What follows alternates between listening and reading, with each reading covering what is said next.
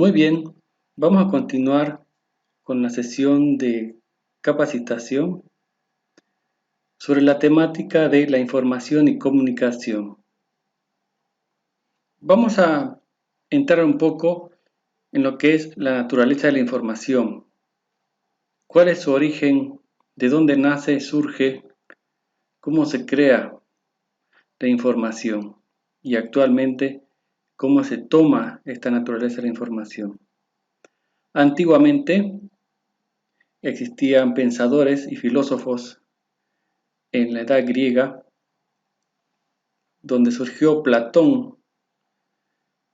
Platón fue un filósofo que mencionó muchas ideas y entre ellas mencionó que la información se encuentra en las ideas. Para él el mundo de las ideas era importante.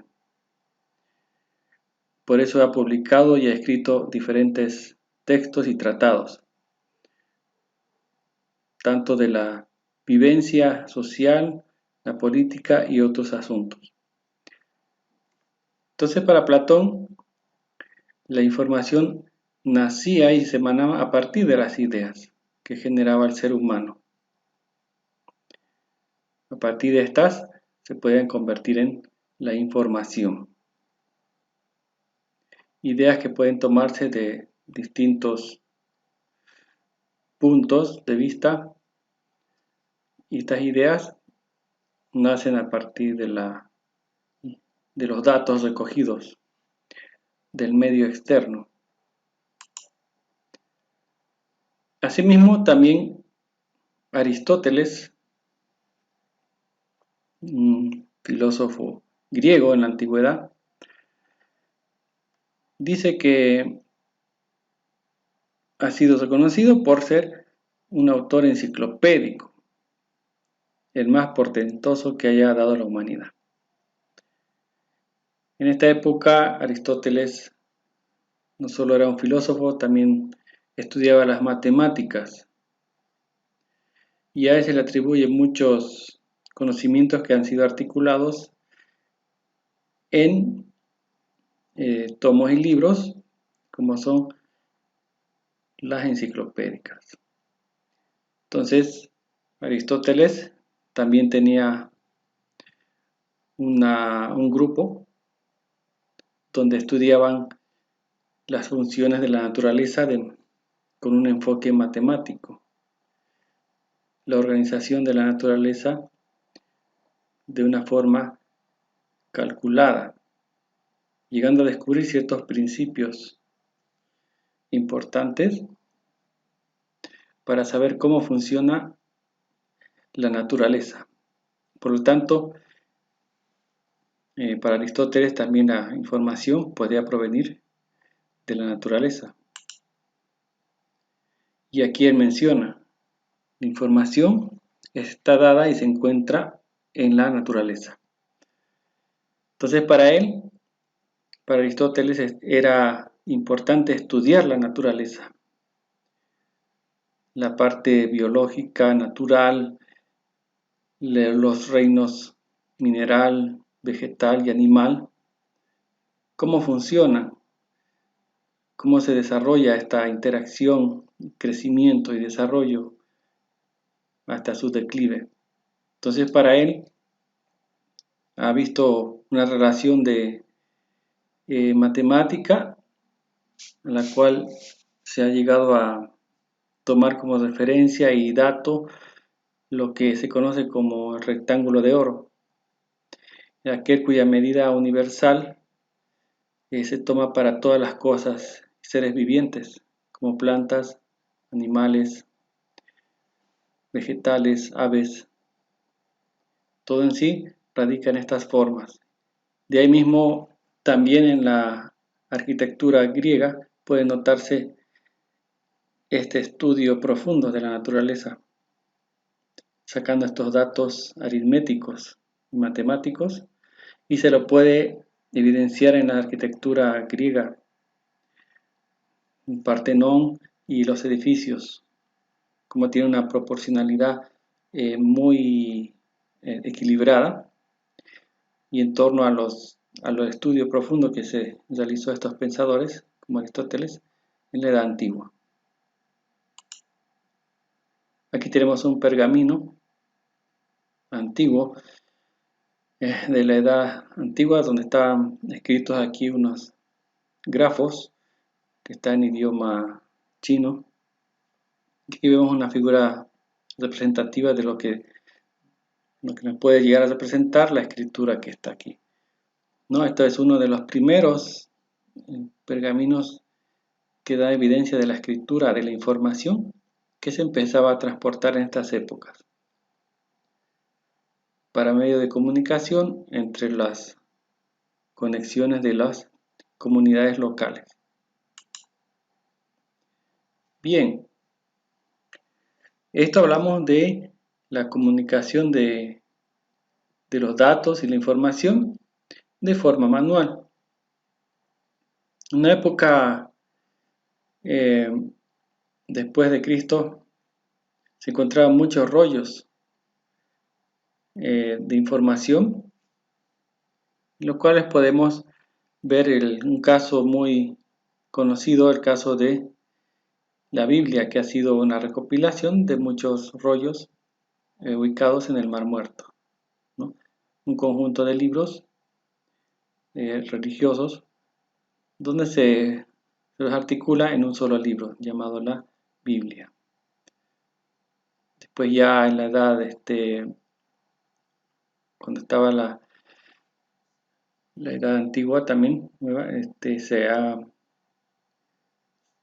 visto la necesidad de poder hacer copias de estos libros antiguos, y ahí surgieron también los llamados copistas, que eran personas encargadas de realizar unas copias a mano, a base de las hojas y a base de pluma y tinta.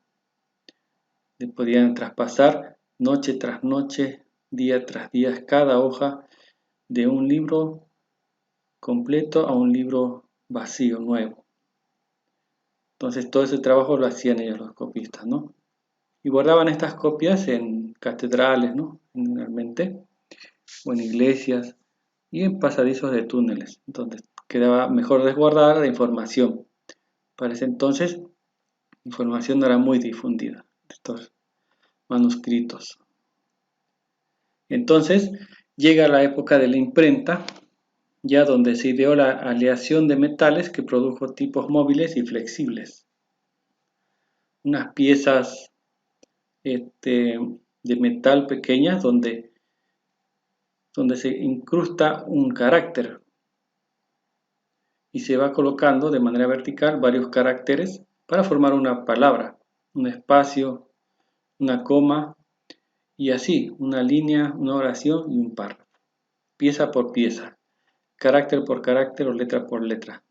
Una vez colocado así de manera vertical y con vista hacia arriba, se colocaba la hoja, se la hacía una prensa y salía la primera hoja impresa. De esa manera se iban modificando, se iban haciendo varias hojas, pero se iba modificando cada letra de cada párrafo de cada hoja. Por lo tanto, esto ayudó a la difusión más rápida de la producción de los libros a través de este sistema de aparatos llamado la imprenta. Entonces, para eso se utilizaba la prensa de Gutenberg. Era una prensa manual, ¿sí? Esto fue una revolución en el mundo de los libros y la bibliografía. También estaba importante era la fabricación de la tinta para imprimir, ¿no? Las modificaciones técnicas y perfeccionamiento de la prensa original, ¿no? Fue perfeccionándose, ¿no? Y así de esa manera fue difundiéndose de manera masiva, ¿no? La publicación de libros.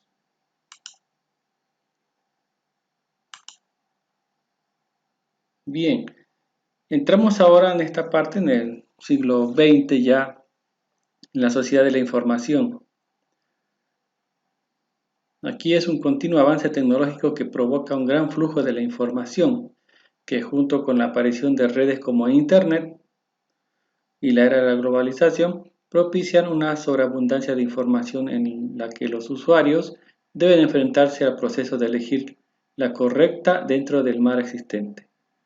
El gran peso social y cultural de los medios masivos de comunicación y los cambios sociales que implican la aparición de nuevas clases, y estas son los informados y los desinformados. Entonces, en la era de la globalización, en este siglo XX, estamos hablando ya de redes de Internet, donde la información empieza a difundirse de manera vertiginosa, se empieza a compartir, a elegir, a identificar, a buscar información. Ya la red de Internet nace como una tentativa de comunicación entre el aparato militar para la defensa y para la comunicación. Luego se distribuye a través de las diferentes comunidades hasta llegar hoy día a nuestras casas. Entonces la transmisión de información es tanto social, cultural y tecnológica, ¿no? Y los medios masivos de comunicación son también aquellos que ayudan a transmitir esta información. Entonces también vemos las clases que son de los informados, aquellos que acceden a la información de manera más rápida o de manera más accesible, y los desinformados que están fuera de alcance del acceso a la información. Ya, pero para esta época del siglo XXI, ya como vimos en un anterior capítulo, más del 60% de la población mundial ya posee acceso a Internet, y en avance está hasta estos días para lograr ya la totalidad, ¿no? En algún momento no muy lejano. Por lo tanto, hoy en día gozamos del beneficio de Internet ya casi diariamente, el acceso para poder tener la información, ¿no? Ya que la información está al alcance, no está restringido, por en tanto, no al 100%. Entonces, una nueva mirada a la ciencia de la información. Tenemos que saber distinguir tres conceptos, ¿sí?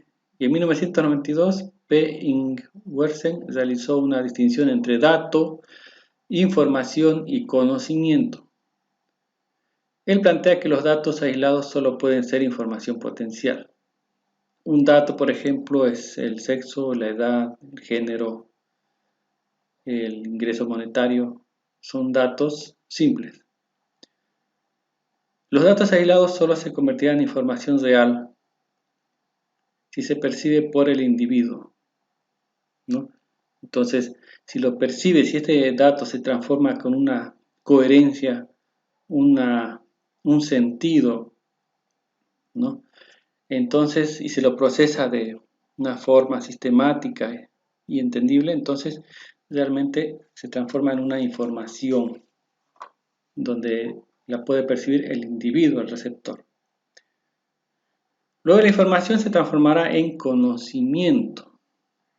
¿Cuándo será eso? En la medida en que sea capaz de modificar las estructuras del conocimiento del receptor.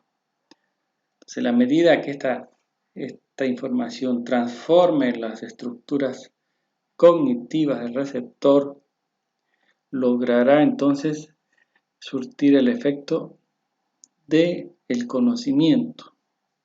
Cuando se logra apropiar el receptor de esta información, se apodera y se empodera de esta información, entonces ya se habla de la sociedad del conocimiento, ¿sí? Donde se comparte y se toma esta información como un conocimiento nuevo que viene a modificar nuestros conocimientos anteriores o adaptar. Entonces, en la gerencia y en las empresas también hablamos de la información. ¿Ya? ¿Qué sucede en la gerencia? Las empresas también tienen que estar al tanto de esta revolución de la información y la gerencia tiene que tomar partido de esto. La gerencia está relacionada con la capacidad de gestión de los recursos humanos que se involucran en una organización con el fin de buscar información para la movilización de los recursos para tener la caracterización de un capital intelectual. Bien, entonces la gerencia tiene que estar apoyando, gestionando la información porque tiene que tener para la empresa, ¿sí?, el capital intelectual. ¿Y en qué consiste el capital intelectual? ¿Por qué se dirá capital? Porque antes decíamos capital porque nos enfocábamos en la parte financiera, ¿no?, el capital. Pero ahora surge el término de capital intelectual, ¿no? Y es aquel que está definido por el capital humano, el capital estructural y el capital relacional. El capital humano debe estar capacitado, ¿no?, con aptitudes y conocimientos y experiencia. Y en la información que tenga se le promueva a este capital humano. Y en la actualización que tenga también. Los capitales estructurales son todo el aparato gerencial, organizacional, donde vemos las funciones, las relaciones, la estructura, la autoridad y responsabilidad que existe dentro de todo ese aparato sistémico organizacional, que tiene vida propia y una historia también. Y luego tenemos el capital relacional, que son todas las relaciones que puede tener acumulativas a través del tiempo en lo que es alianzas, gestiones, ¿sí?, y experiencia también. Entonces, todo ese bagaje conjunto hacen que el capital intelectual tenga un valor alto en nuestros tiempos actuales. Y la gerencia es la encargada y responsable de poder velar y cuidar y mantener este capital intelectual en su empresa. Bien, ahora que pasamos a otra etapa, que es el procesamiento de la información. Vamos a ver que la información, entonces, nace, como les mencionaba, ¿no?, de las necesidades de los tiempos de la época militar, donde se necesitaba una transferencia de información eficiente y rápida, ¿no?, para cuestiones estratégicas. Actualmente también las empresas utilizan un sistema de información para la toma de decisiones eficiente. Bien, pero aquí tenemos, como les mencionaba, un CPU donde llega hasta nuestros hogares y podemos también nosotros, como personas o como empresarios, tener la información al alcance nuestro. En lo que es esto, la unidad central del proceso, el CPU. CPU funciona con el ingreso de información y la salida de información. Entre estos ingresos tenemos los dispositivos que son el mouse, donde el cual se puede hacer un cliqueo e introducir la información de ese tipo. Otro dispositivo periférico donde se introduce la información es el teclado. A través de caracteres se introduce la información, ¿no?, a modo de texto. Esto es procesado por el CPU en un código binario de ceros y unos. Y luego es emanado a través de dispositivos de salida, donde se puede visualizar de manera gráfica en un monitor la información, o en una impresora la información impresa. Y aquí vemos qué hacen las computadoras. Como mencionábamos, tenemos los dispositivos de entrada, donde se arrojan los elementos de los datos, se procesa en el CPU la información y luego se dispone para su salida a través de monitor o de impresora, ¿no? Y entre ellos está también el disco duro, en el cual soporta y almacena la información. Otros dispositivos son el lápiz óptico de entrada, donde podemos dibujar el joystick para los videojuegos, el escáner para el escaneo de los documentos y la cámara digital. Tipos de sistemas operativos. Cuando hablamos de las computadoras estacionarias o computadoras de escritorios, hablamos sobre sistemas operativos que son la base y el soporte donde puede instalarse los demás programas, los software. No podemos instalar ningún programa si no hay sistema operativo primero. Es la base. Sin sistema operativo no hay funcionabilidad de la computadora. Entre ellos tenemos sistemas operativos como Unix, Linux, Sun Solaris, Windows 95, 98, XP, Windows NT, Server 2003, Windows Millennium. Actualmente también tenemos el Windows 8, Windows 10. Y Mac OS, que es el sistema de Apple, el sistema iOS y iOS 2. Entonces son los sistemas operativos para computadoras estacionarias. Hoy en día para celulares, tablet, PC, tenemos el sistema Android, ¿no? Bien, con esto terminamos con lo que es la información y la comunicación a través de la historia hasta los tiempos actuales. Sin más, muchas gracias y será hasta la próxima ocasión.